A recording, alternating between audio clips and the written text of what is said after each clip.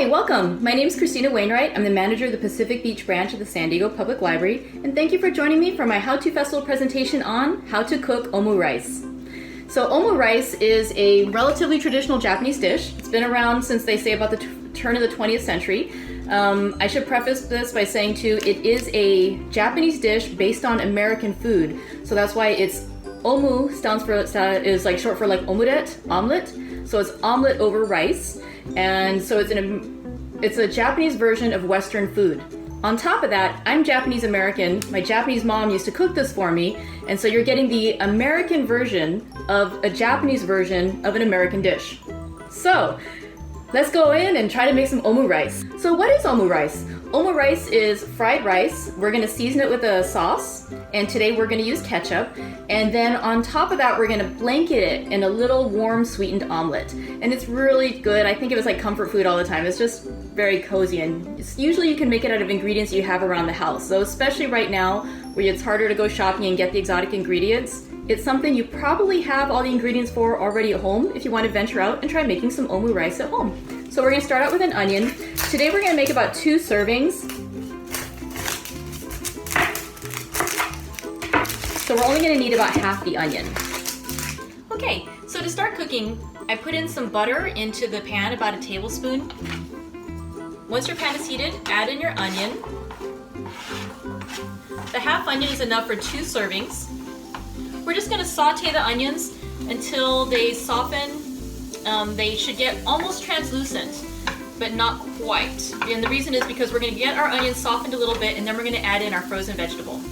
So once your onions have cooked down a little bit, you wanna add some vegetables. I usually use frozen vegetables just because I pretty much always have a bag of frozen vegetables in my refrigerator.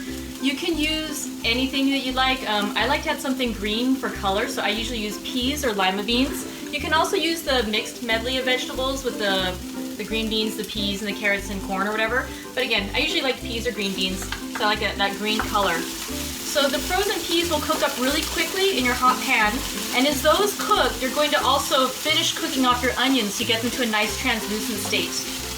So once your vegetables are cooked, if you want to add any extra seasoning, now's a good time to add your salt. I usually add a little pinch in there. It doesn't need to be a lot. Some people like to add pepper to theirs. I've seen it online. We never do it in my house. But again, I lean more towards the sweet dishes. So just a little salt in there. Before we get to our next step, you want to make sure that your frozen vegetables are cooked. So I like to just do a quick taste. It's nice and hot inside, so I know I'm ready to go. The next step, we're going to add our rice. And before we add the rice, I'm going to scooch my veg to the side to make room in the center of my fry pan. We're going to melt a bit more butter. I've got a good chunk of butter in there. Maybe about a tablespoon and a half, maybe 2 tablespoons? Yeah, a tablespoon and a half. So we're going to melt that butter.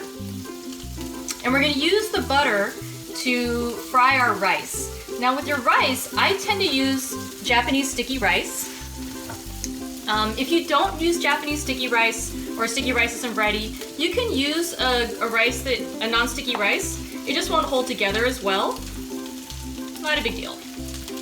Add as much rice as you think you'd like to eat for 2 portions. So between 2 and 3 cups, I would say, because you want to have at least a cup for each person.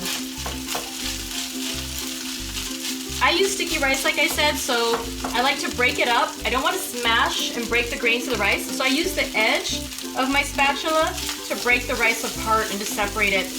And then we're just going to mix in the vegetables as we fry it in the butter to get it nice and a little bit browned, and also add some flavor from the butter. Alright, so once your rice is browned and is looking pretty good, what you want to do is add in the seasoning. Today the sauce we're using is ketchup. I've looked online at some other omurice recipes, and I've seen that folks sometimes will use like a special gravy or even a demi-glace of different kind of like a meaty sauce. My mom always used ketchup. So that's what we're using today. I squirt on a goodly amount. I would guesstimate it's at least a 1/4 cup, but I'm not sure. I will probably be adding more to this because I think it's not quite enough. So I start out with some, I mix it in, and you can see we want the color to distribute all the way through. I like for all of my rice to have some ketchup on it. I don't want to have any of it white. Let's see. close, but I'm gonna add a little bit more.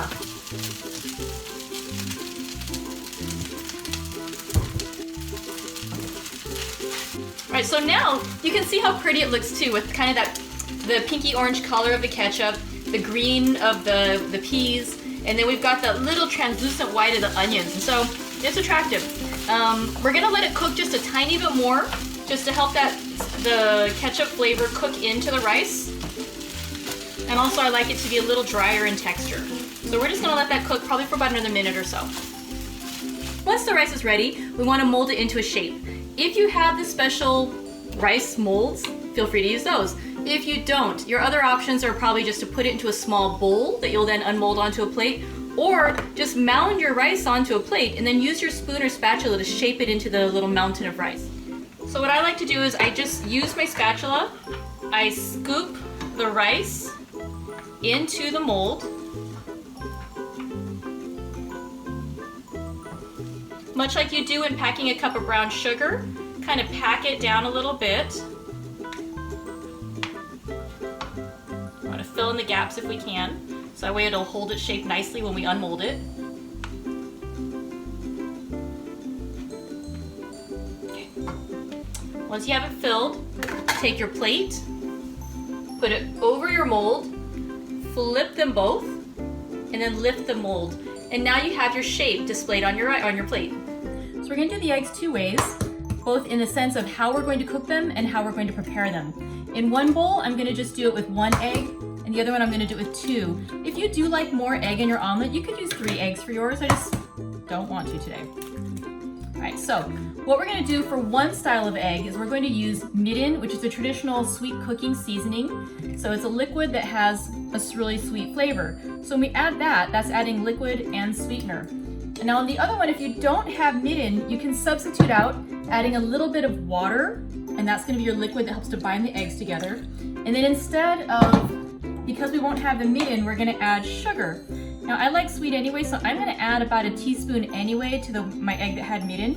In this one, I'm going to add 2 bigger teaspoons, 1 to compensate for the lack of midden, okay, and a little extra too, just because, so about a tablespoon. So that's also 2 eggs too, so it's double the amount. So let's just give it a quick mix. You just want to go ahead and incorporate what we've added.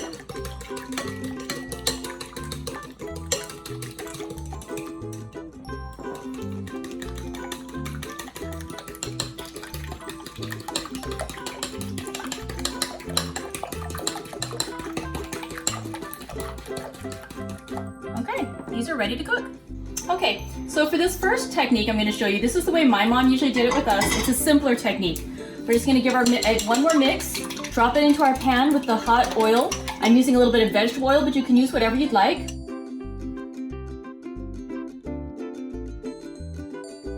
Okay, so what we're going to do is we're going to give this a little mix.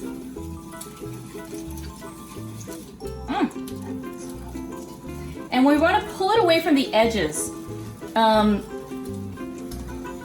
In this egg, you don't want it to get completely hardened. We're gonna swirl it around a little bit so the uncooked parts are gonna get cooked, but we're not gonna worry about the entire egg getting cooked all the way through. So by swirling it around like that, we get more of the liquid out to the edges so it cooks down. And actually, this egg, so now we've got it cooked on the edges, if we swirl it around, there's still a little bit of moisture on the center, not a lot. We're just gonna let that cook for another few seconds, and that's gonna be done for us. Well, that just finishes off. Let me get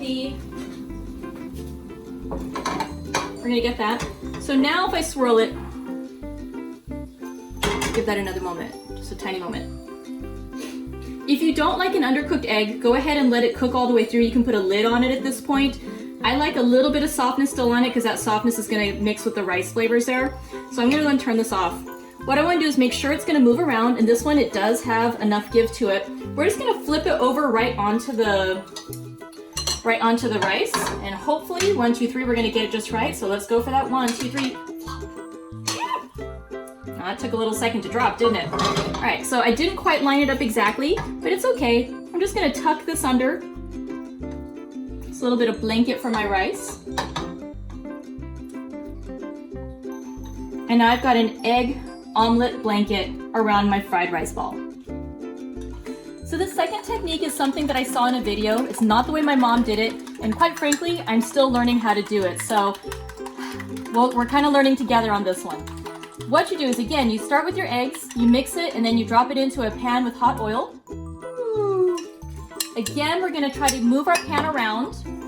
We're gonna get a nice scramble on our egg. And what we're kind of actually doing is we're making an omelet that has like soft scrambled eggs enclosed inside. And that's what we're aiming for. So in this one, again, we're kind of scrambling the center. We're moving the pan around so the edges have a nice chance to cook.